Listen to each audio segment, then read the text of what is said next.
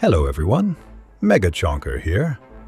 In this video, I'm going to guide you through how I do most of my modding.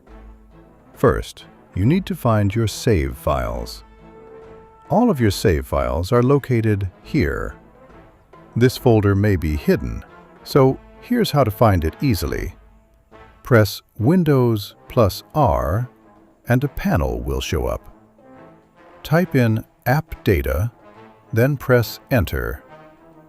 Go to Local EOTU, Saved, then Save Games. Once you find the save folder, you will see many save files. It is important to make a copy of all these files before editing them, just in case something goes wrong. These are Formicarium save files. These files 1, 2, and 3 match Save Slot 1, Save Slot 2, Save Slot 3, and so on.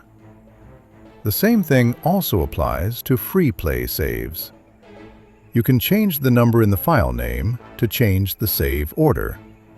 For example, if you want to change the order of save 1 to 4, just change the number in the file name. The colony name inside the game will stay the same. You can also duplicate a save file by making a copy of a save and changing its number. You can now have unlimited saves just from one save. Now, let's begin the first secret. We're going to edit a Formicarium save. This lets you create special colonies like one-punch ants, conqueror meat cutters, and more. First, go to this website, saveeditonline.com. Let's say you want to edit Colony 1. Click Upload File. Select Colony 1 Level Data. Search for Royal Jelly. Change the number to how much you want.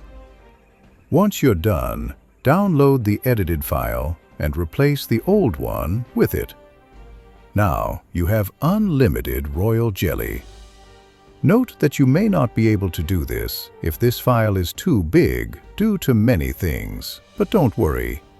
You don't need much royal jelly anymore after the next trick. Next, upload Colony 1. In this file, you will see all the ant upgrades. By the way, you need at least one upgraded point for a stat to appear. You can increase the stats to make your ants stronger, or lower them to weaken the ants. Then, like before, download and replace the old file. Now, you can have your own modified ants. These are the stats I use for my edited ants.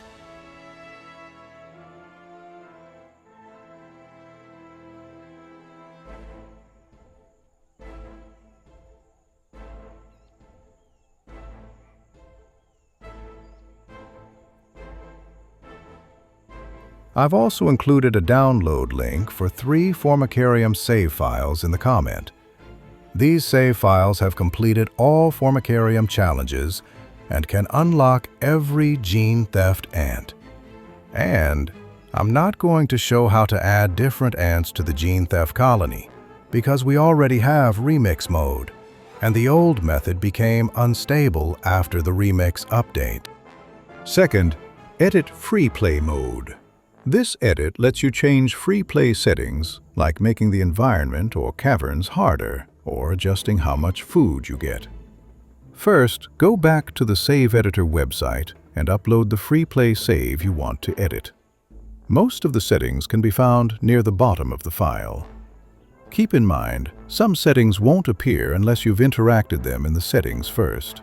For example, Cavern Resources and Cavern Danger won't show up unless you've adjusted to them before creating a free play game. Here are the main values you can change. Difficulty value controls the overall environment difficulty. Food Drop Scaler changes how much food creatures drop. Victory Threshold. Cavern Danger and Random Cavern Resources. These two must be used together. If one of them is set to 0, the other one won't work correctly. A value of 1 means 100%. For example, in hunter mode, a victory threshold of 1 means 20 ubers. If you change it to 2, you'll need to defeat 40 ubers instead. Then again, download the file and replace the old save with the new one. If you want to create a more complex cavern, there's one extra step.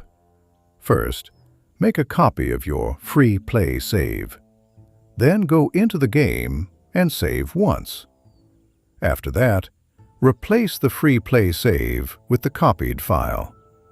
Just be aware, this can cause problems with the outside environment, so only do this if you plan to play only inside the cavern.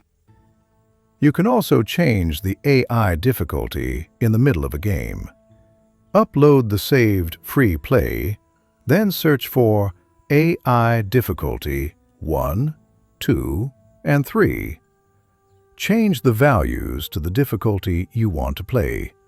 0 is easy, 1 is medium, 2 is hard, 3 is extreme, 4 is impossible, 5 is custom difficulty, but it will be treated as easy, so it's best not to use it.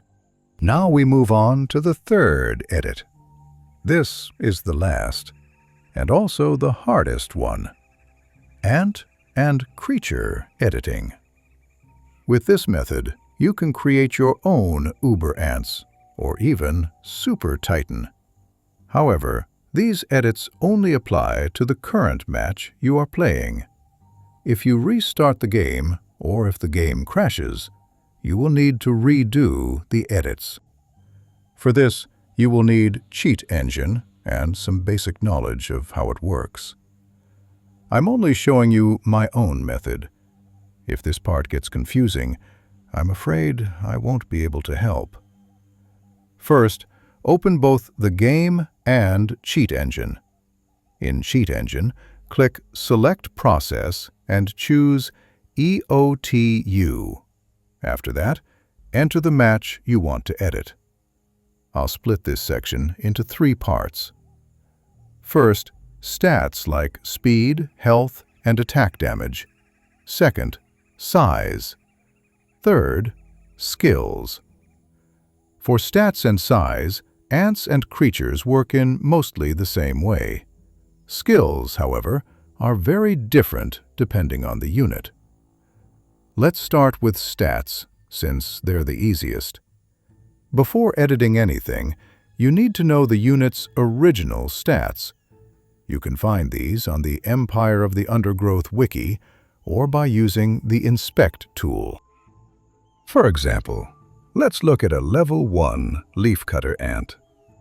On the wiki, or in the Inspect tool, you'll see that this leafcutter has 200 health, 12 attack. In Cheat Engine, click Value Type and select Grouped. Then type in the values like this. Then click First Scan. It will give a result. If there are multiple level 1 leafcutter ants on the map, you can upgrade or downgrade one to help tell them apart. In my case, I upgraded the ant I want to edit. You'll notice that one value changes. That's the one we're looking for. Double-click that value to move it to the list below. Then right-click it and choose Browse this memory region. A new panel will appear. Right-click inside it, select Display Type, and change it to Float. I'll add descriptions to the values for you to understand.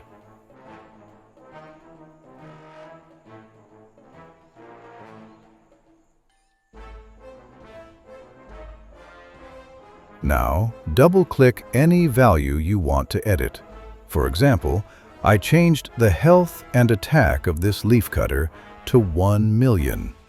As you can see, using the Inspect tool, the stats have now changed. And that's it for stat editing. Next, let's talk about size editing. For this part, we'll use an unknown value search. First, Click New Scan to reset everything. Set Value Type to Float, then set Scan Type to Unknown Initial Value. Using the same leafcutter ant as before, click First Scan. Now, upgrade the ant. Change the scan type to Increased Value, then click Next Scan. After that, downgrade the ant. Change the scan type to Decreased Value, then click Next Scan. Repeat this process, upgrading and downgrading the ant, until only a small number of values remain. Once you're down to just a few values, you can start editing them one by one to find the correct size value. The creature size is 3 values that share the same number, so you'll need to edit all 3. Don't worry though, they always stay grouped together.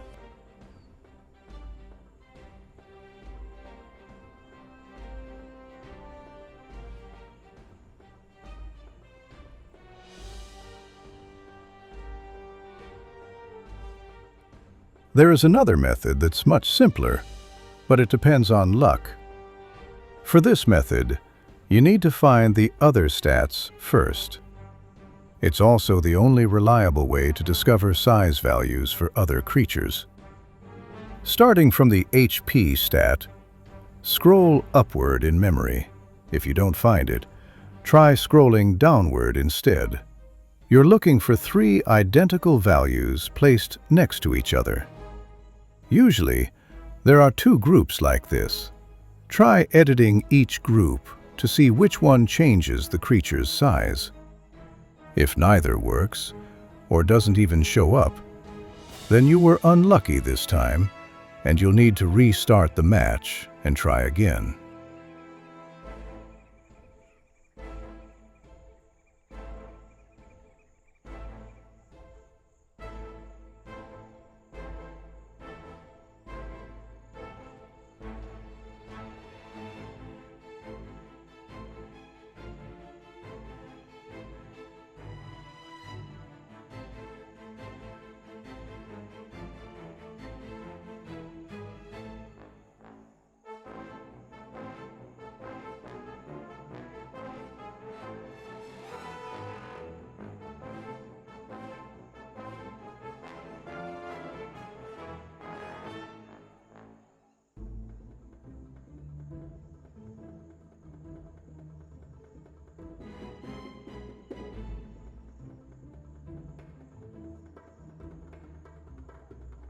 Finally, we have skill editing.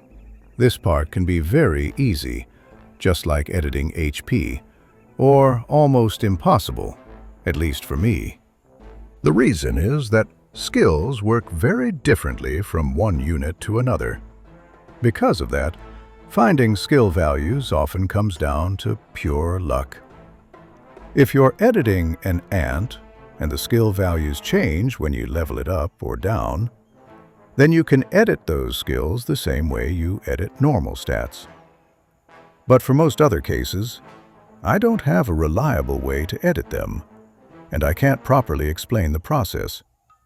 So, to keep things simple, I've decided to share all the grouped skill codes that I've already found. You can search and edit them the same way we did in the Stats section.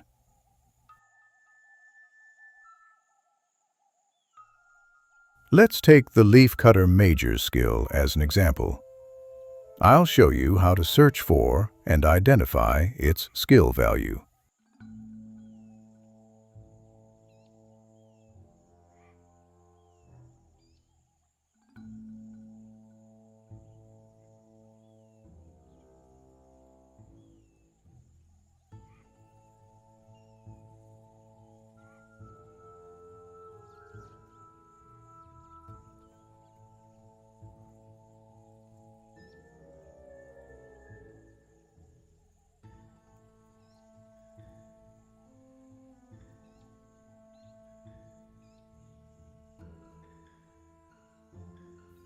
And that's it. I hope my explanation of these methods was clear enough to follow. As for this channel, I'll continue making EOTU videos, but they may take longer to release, unless there's a new update. Good luck with your modding, and I'll see you in the next video.